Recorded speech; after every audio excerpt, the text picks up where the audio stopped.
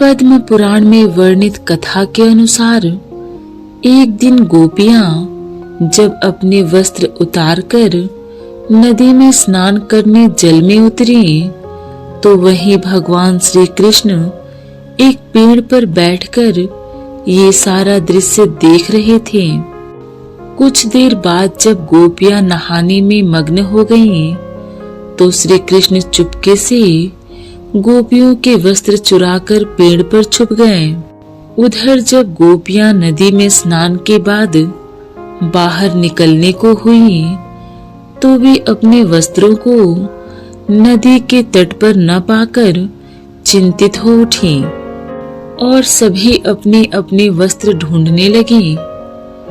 उसी समय गोपियों की नजर छुपकर पेड़ पर बैठे श्री कृष्ण पर पड़ी, तो वो सभी श्री कृष्ण से बोली, कान्हा, तुम्हें हम गोपियों को इस तरह नहाते देखते हुए जरा से भी लज्जा नहीं आती? तब श्री कृष्ण ने गोपियों से कहा कि मुझे लज्जा क्यों आएगी? लज्जा तो तुम सभी को आनी चाहिए जो इस तरह निर्वस्त्र होकर नहा रही हो। फिर गोपियों ने श्री कृष्ण से कहा कि कान्हा, हमसे गलती हो गई। अब ये बताओ कि तुमने हम सभी के वस्त्र चुराकर कहाँ रखा है? तब श्री कृष्ण ने पहले तो चोरी की बात से इनकार कर दिया, परंतु गोपियों के बार बार अनुरोध करने पर उन्हें बताया कि तुम्हारे वस्त्र इसी वृक्ष पर हैं, पानी से निकलकर ले जाओ। तब गोपियां निर्वस्त्र होने के कारण जल से बाहर आने में अपनी असमर्थता जताते हुए बोली, हम सभी तो निर्वस्त्र हैं, ऐसे में हम जल से बाहर कैसे आ सकते हैं? तब श्री कृष्ण ने कहा कि जब तुम लोग नदी में स्नान करने के लिए गई थी, तब भी तो तुम सभी निर्वस्त्र ही थी। फिर अब नदी से बाहर आने में लज्जा क्यों आ रही है? तब गोपियां बोली कि कान्हा, जब हम सभी नदी में स्नान करने आई थीं, तो उस समय यहाँ कोई नहीं था। ये बात सुनकर श्री कृष्ण ने कहा कि तुम लोगों ने ये कैसे सोच लिया कि यहाँ उस समय कोई नहीं था, क्योंकि मैं तो हर पल हर जगह मौजूद होता हूँ। और हाँ, उस समय मेरे अलावा यहाँ आसमान में उड़ते हुए पंछियों और जमीन पर चलने वाले जीवों ने तुम्हें निर्वस्त्र देखा। तुम निर्वस्त्र होकर जल में गई तो जल में मौजूद जीवों ने तुम्हें निर्वस्त्र देखा, और तो और जल में नग्न होकर प्रवेश करने के कारण जल रूप में मौजूद वरुण देव ने भी तुम्हें नग्न देखा। साथ ही साथ तुम्हारे पूर्वजों ने भी तुम्हें इस अवस्था में देखा है। पुराणों में बताया गया है कि स्नान करते समय हम सभी के पितर यानी हमारे पूर्वज हम सभी के आस पास होते हैं और वस्त्रों से गिरने वाले जल को ग्रहण करते हैं, जिनसे उनकी तृप्ति मिलती है। निर्वस्त्र होकर स्नान करने से पितृ अतृप्त होकर नाराज होते हैं, जिससे व्यक्ति का तेज, बल, धन और सुख नष्ट होता है। इसलिए कभी भी निर्वस्त्र होकर स्नान नहीं करना चाहिए। उसके बाद श्री कृष्ण ने गोपियों को वस्त्र लौटाते हुए कहा कि जब तक मनुष्य शरीर सर्म रूपी इस माया के बंधन में बंधा हुआ रहता है, तब तक वह मोक्ष को प्राप्त नहीं कर सकता। लीस मात्र भी मायाबद्ध रहने से मनुष्यों का वैकुंठ धाम में प्रवेश करना असंभव है। और यही समझाने के लिए मैंने तुम्हारे वस्त्र चुराए थे। भगवान श्री कृष्ण बचपन में जहाँ व्रज में लोगों के घर से माखन चुराकर खा लिया करते थे, तो वहीं शास्त्रों में ये भी वर्णन किया गया है कि वे जब युवा हुए तो नदी में नहाते हुए गोपियों के वस्त्र चुरा लिया करते थे। और अधिकतर जनमानस आज भी यही समझते हैं कि श्री कृष्ण नटखटता में गोपियों को तंग करने के उद्देश्य से उनका वस्त्र चुरा लिया करते थे, लेकिन ऐसा नहीं था, बल्कि वास्तव में वो गोपियों को ज्ञान देने के लिए ऐसा किया करते थे। द्वापर युग में किसी गांव में एक वृद्ध महिला रहा करती थी जो बहुत ही गरीब थी। पूरे दिन भिक्षा मांगकर किसी तरह वो अपना गुजारा करती थी। उसके पास एक टूटी फूटी झोपड़ी और पुराने कपड़ों के अलावा कुछ भी नहीं था। एक बार 5 दिनों तक उसको कहीं से भिक्षा नहीं मिली तो उसकी भूख काफी बढ़ गई।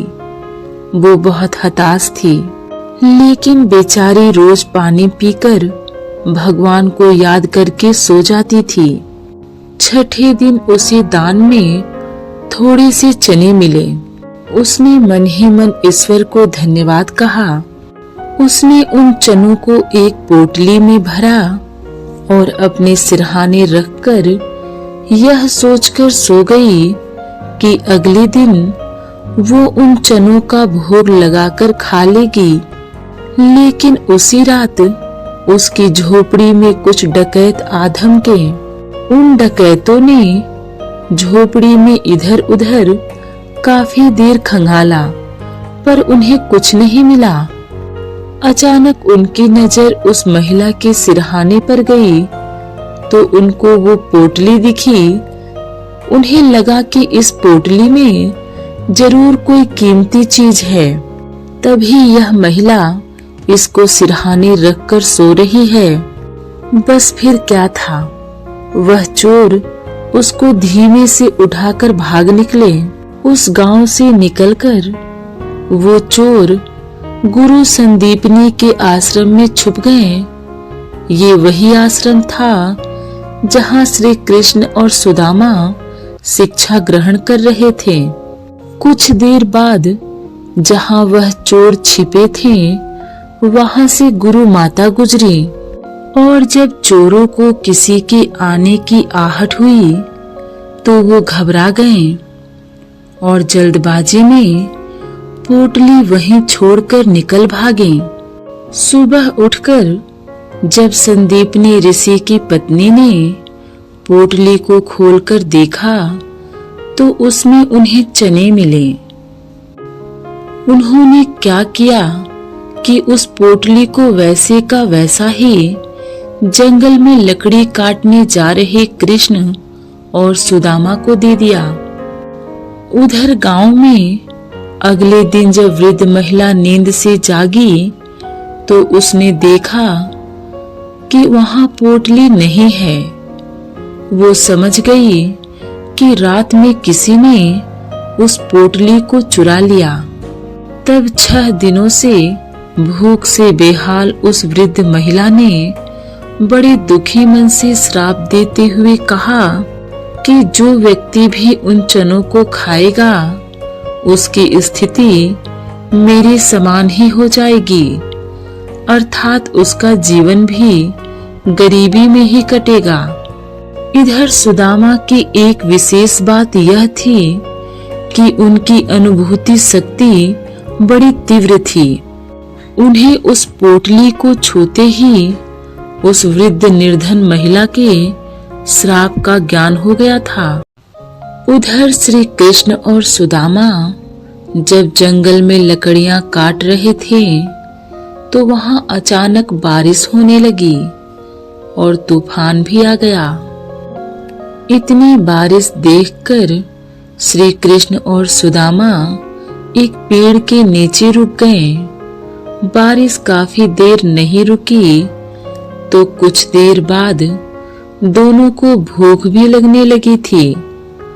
श्री कृष्ण ने सुदामा से कहा, सुनो मित्र, मुझे भूख लग रही है। गुरु माता ने जो चना दिया था वो हमें खिला दीजिए।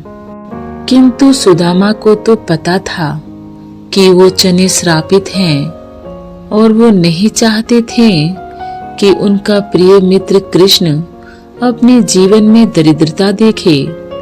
इसलिए उन्होंने श्री कृष्ण से कह दिया कि चने की पोटली कहीं गिर गई, लेकिन सभी चने सुदामा ने खुद ही खा लिए। इस प्रकार भक्त सुदामा ने मित्रता धर्म का पालन किया और दरिद्रता का श्राप अपने ऊपर ले लिया। इससे यह बात साबित होती है कि अपने जीवन में सुदामा भले ही कितना भी दरिद्र रहे हों, परंतु उनका हृदय बहुत बड़ा था।